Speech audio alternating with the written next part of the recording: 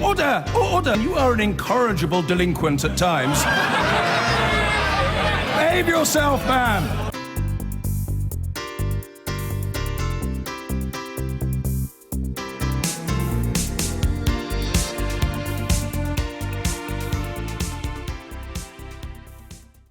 Well, negotiations for a deal with the DUP to prop up the government are dragging on, and with those talks has come a big focus on Northern Irish politics and the kingmakers in the deal. Our Ireland correspondent David Blevins has the inside story. With the vote on the Queen's speech looming, all eyes were back on the kingmakers. The DUP's conservative stance on gay marriage and abortion shocked the wider UK electorate. But the party's deputy leader says these things were never on the table. Those are cultural and social issues, but they're devolved issues which will be dealt with at a local level. They will not intrude, and we have never intruded them in terms of the Westminster Parliament or the rest of the United Kingdom. So nobody has anything to worry about in that. Were you surprised, since the party came to such prominence in Westminster, to hear fellow MPs describing you as dinosaurs? And what can you say to persuade them that you're not? I'm not that surprised, because some of them are opponents. And people can always go back through the archives of any political party and find individuals saying things or policies from 20, 30 years ago. But they need to read our manifesto and look at the history of recent years in Northern Ireland, where the DUP has been the main partner in government with Republicans to move this province forward. Never! Never! Never! Never! Founded by the Reverend Ian Paisley, the DUP was a party of protest. Sinn Féin, its arch nemesis. There must be a complete doing away with terrorism, with criminal activities, and there must be absolute support for the police. Let them fulfil that. When the firebrand preacher shared power with Martin McGuinness, it signalled a new, more pragmatic era. So what does Ian Jr., an MP, think his late father would make of the party now? He was a man with a very strong faith, and he would have said that is a time where you seek God's help and where you seek to have that wisdom to take the country forward. And but he was also a deal maker and a very good businessman, and he would have taken the approach to make sure that you get the very, very best deal for our people, the very, very best deal for our nation. Some vote DUP because of its social conservatism, others just to keep Sinn Féin out. Holding the balance of power at Westminster has placed Northern Ireland's largest party in the national spotlight. I think their social conservatism is not anything really that mainstream politics in England has experienced in any time really since the 1950s. And I think they're reeling from the shock of, thinking that this medieval-looking party is going to have a major influence in British politics. The Democratic Unionists have only had 3 leaders in their 45-year history, and the current one has a balance to strike. Arlene Foster doesn't want any deal with the Tories to scupper hopes of another one with Sinn Féin. David Blevins, Sky News in Belfast. Well, joining us now in the studio is the Labour MP Stella Creasy, who I'm sure is going to have a lot to say about that DUP deal. And we will come to that in a moment, but I do just wanted to start off with your thoughts on the fallout from that appalling disaster in the Grenfell Tower, because we've seen tower blocks across London being tested, people being evacuated. Are you confident that all of the tower blocks and high-rises in your own constituency are safe? It's a really good question, and it's one that I know my local authority, Waltham Forest Council, are working very hard to ascertain. I also think one of the important things about this, Sophie, is that people look not just to local authorities but also to housing associations and private companies and private management companies. In my own constituency, London and Quadrant have come forward to let me know that the Walthamstow dog track development does indeed have this aluminium cladding, and they are doing testing as a matter of urgency. So it could be much yes, more and I think just some local authority-run blocks. And look, I think there's 2 things here. David Lammy is absolutely right. We must have justice for the victims of the Grenfell Tower, and it's important we keep a ruthless and persistent gaze as to what happened there. but also this has raised some wider questions about the quality of social housing and the money that's given. And it seems completely unacceptable to ask local authorities to cover the cost because of the government's indifference investing into social housing, because actually we are going to see a need for more sprinklers, for more investigations, and local authorities have to be supported financially and with expertise to get that right quickly, as I'm sure you'd agree. Now, you're proposing an amendment to the Queen's speech about abortion in Northern Ireland. Can you just explain exactly what it is you want to achieve? Well, so this month, our Secretary of State, Jeremy Hunt, went to the High Court to defend his right to refuse to let Northern Irish women have an abortion if they come to England and Wales for that procedure. So let me be very clear. This amendment is not about the rights and wrongs of the Northern Irish Assembly in deciding that they do not want women in Northern Ireland to be able to access abortion in Northern Ireland. This is about what happens when UK taxpayers come to England and Wales. It seems to me completely unacceptable that a woman can come from Northern Ireland to England and maybe need an emergency appendix operation, and we'll do that for free. But if she comes for an abortion, the doors are closed and we treat her as a second-class citizen. And what the court said is absolutely, we are discriminating against United Kingdom citizens. Now, the government says they're doing this out of respect for the Northern Irish Assembly, but what about respect for UK taxpayers? What about respect for Northern Irish citizens when they're in England and Wales? Why do we treat them differently in this way? Now, you're trying to say that this is about what happens when people travel over to England, to Wales, to Scotland, not about what happens in Northern Ireland. But of course, the reason that they're travelling over is because of the abortion laws in Northern Ireland. And it just seems interesting that nothing's been done by Labour before on this. In 2008, Harriet Harman actually blocked moves in Parliament to liberalise abortion laws in Northern Ireland. So what's so critical is that we've had this judgment on the 14th of June that says that our Secretary of State has the power to let these women have an abortion in England and Wales if they wish to do that. The courts are very clear that the Secretary of State has a right to do this. So this is about the judgment that's been made this month and what happens as a result of it. I think there's also a question for all of us. Look, the DUP has form for intervening, a kind of reverse devolution. We know and we understand from Scotland that DUP politicians were trying to stop Northern Irish people who were part of a civil partnership having their marriage recognised in Scotland. Again, this is not about what happens in Northern Ireland. This is about what happens on our shores. And frankly, if the government is going to try and keep Nigel Dodds and Theresa May in the same voting lobby, what does this mean for the kind of policies that we might not see progress on? This judgment calls for all of us as UK politicians to ask whether our courts are giving us the power to help these women and to treat every UK woman with equality and fairness. The question is, are the government going to answer that call? You're talking about the DUP here. I wonder if there is scrutiny as well about Labour's links to the SDLP, because if you're talking about abortion in Northern Ireland, for example, the SDLP, along with the DUP last year, voted against legalising abortion, even if you were raped and even if your baby was going to die because of a fetal abnormality. And look, I'm somebody who's a proud champion of women's rights in every country. That's why I also think this is completely egregious that our government supports and promotes access to abortion in overseas nations, but doesn't support it for women in our own country. So do you think Labour should look at their relationship with the SDLP Look, I think we should be championing women's rights across the world, including in Northern Ireland. But what I'm very focused on right now is that our Secretary of State has the power to help these women when they're in our country. And the question is he going to reverse that decision?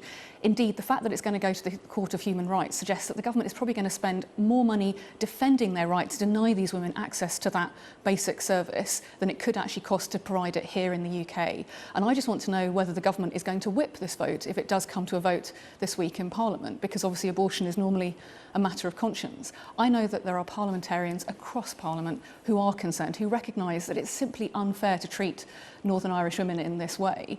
But we need to know whether the DUP is going to use its relationship with the government to not just to stop the fight for equality, but also ignore these issues. On a slightly different note, we've all seen those scenes of the Glastonbury crowds chanting Jeremy Corbyn's name. You haven't always been the biggest supporter of your leader, and as a result of that, you've had some abuse from some people on the hard left of your party.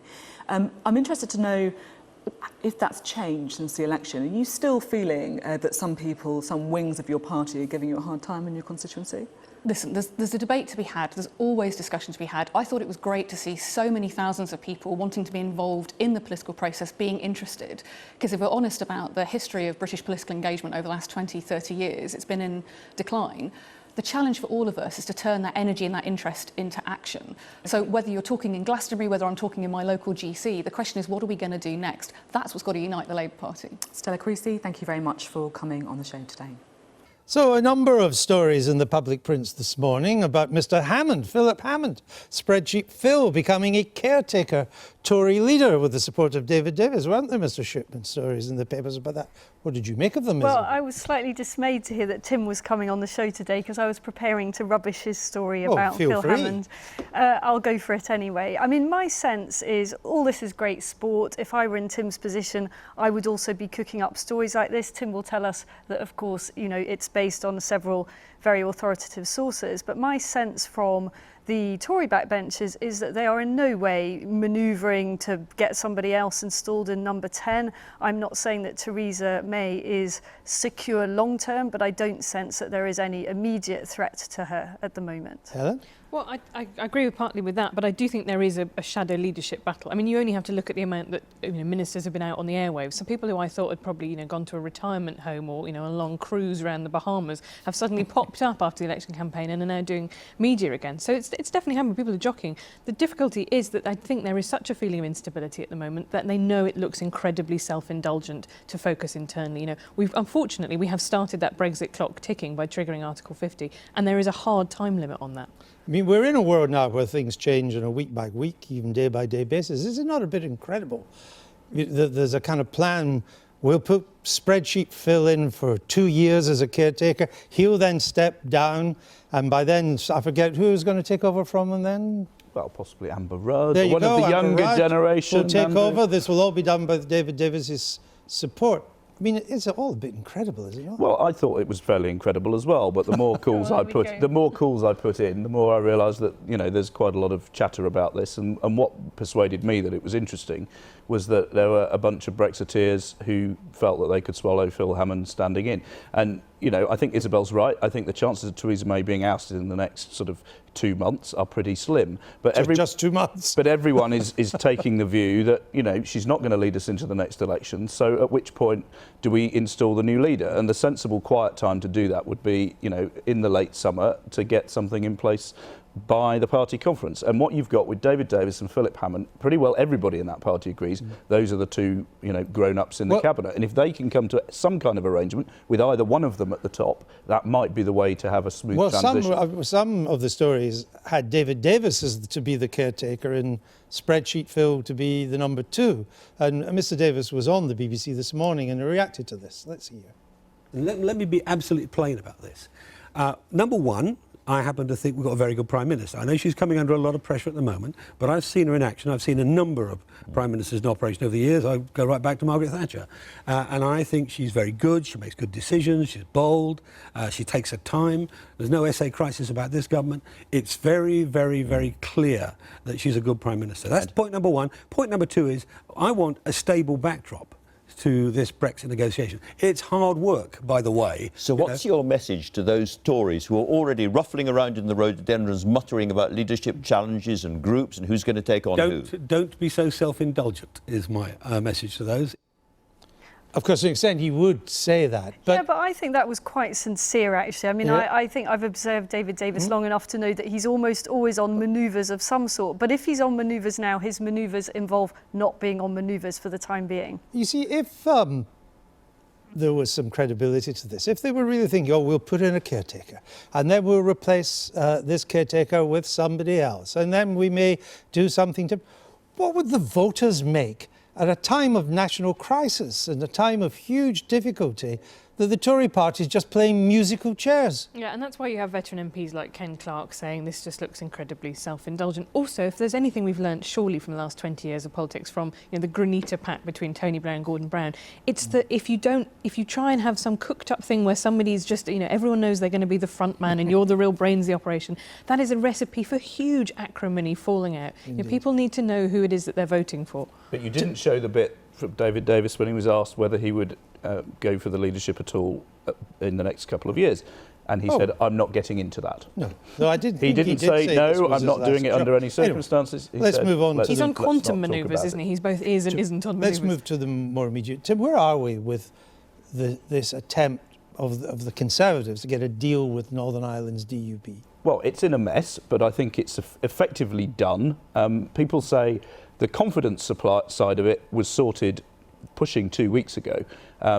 The fire then happened. They were not keen to do some big announcement, and they're still arguing over not so much the amount of money that goes to Northern Ireland, but the mechanisms and how it all works.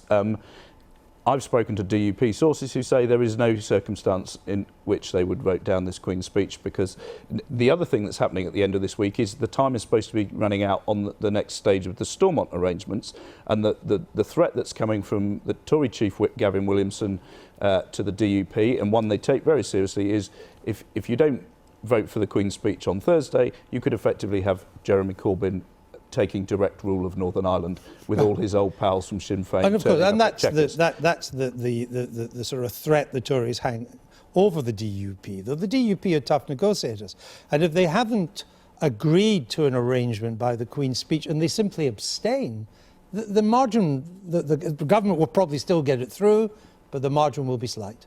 It's a sort of strange situation we're in at the moment, where the government actually has greater priorities than forming a government, than forming a majority government. I think they feel fairly confident that they can get over the hurdle next week. As you say, it might be rather marginal, but as long as they can get through it, and simply resting back on this assurance that there are no circumstances in which the DUP will bring them crashing down, that seems to be enough for now. I think the long-term consequences for this of Northern Irish politics are really interesting. So Sinn Féin ran in this election on a ticket of abstentionism works, and I was talking to Northern Irish commentators this week who said that's going to come under a lot of pressure if there is a vote in which the Sinn Féin votes would have made a difference. That's how they squeeze the SDLP. At the same time, there is a pressure for them to come back to those Stormont talks, because there's going to be a lot of money flowing in the direction of Northern Ireland, and there'll be an acute focus on the areas to which that money is going. Now, Labour will put down an amendment, a substantial amendment, I think, which will effectively highlight a number of things in the Labour manifesto and invite the Commons to vote for that. Now, they may well lose, probably will. It's going to be close. But I would suggest that Labour at the moment really thinks it's if it could cause another election, it thinks it could win. So there will be all sorts of pressure. There will be lots of votes which will go down to the wire now. I think it's very important what you say. Labour think they can win. They'll put votes that go down to the wire, and we'll see what the next couple of years might look like. And it's not a world that Tory MPs like the look of. They're being told they can't take holiday. There are people with visitation orders with their children who think they're not going to be able to go and see their kids because they're going to be kept late at night in the House of Commons, and that is going to put a huge amount of stress on the Tory party. But the poor dears. The important thing from their point of view is that they accept that view that the Labour Party has, because Tory MPs also believe that Labour will win that general election if it were to happen any time soon. That is what will keep people who might share Labour's views on Europe or the single market or the customs union from going through the division lobbies with them. Of course, if the government was to lose a crucial vote, it doesn't trigger an election.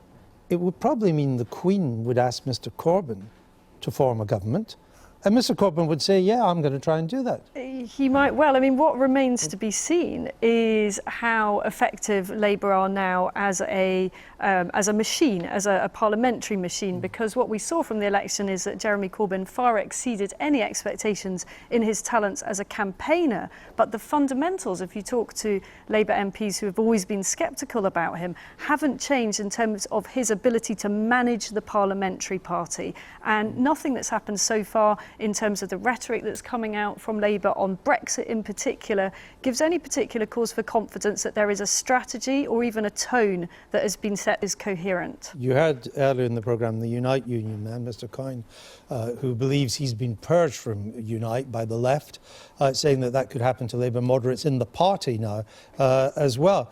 But in a sense, if you've achieved what Mr Corbyn has achieved, and he's now ahead in the latest, not that polls maybe matter much at the moment, but he's ahead. He's got better ratings than Mrs May now. Why would you not say, Yeah, look, this is a winning formula. I am going to rebuild the party in my image, or the image of what I stand for. I think it's an absolutely legitimate thing to do, but again, as Isabel said, Europe is absolutely crucial here, and it's why, in a way, Labour would like another election sooner rather than later, before any crucial votes on things like the customs union or freedom of movement, because they held together a much bigger electoral coalition than anybody thought, but they did that on the back of angry Remainers.